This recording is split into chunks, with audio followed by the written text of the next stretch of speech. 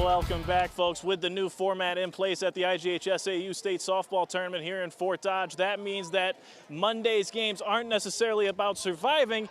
It's about putting yourself in a good position on Tuesday. 4 Siouxland squads are in action. Let's see if they can open up their state tournament runs with a win.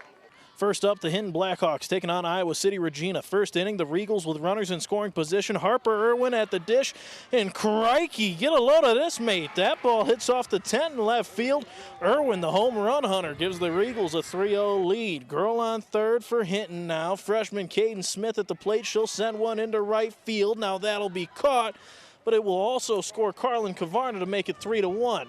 Blackhawks trailing later on in the matchup. Kaylin Badar sends a ground ball to first. Now she's going to be out. The throw home, not in time as Sydney Duskett slides in safely, but Regina wins 6-2. 100%. You know, we talked about that before we got down here, you know, and I think one of the things that we have is, you know, 2 pitchers that can throw. I think there'll be some teams that only have 1 girl, and when it's as hot as it is, you know, it's kind of in my opinion, it's a little bit of a disadvantage for them. So we're excited for tomorrow and looking to play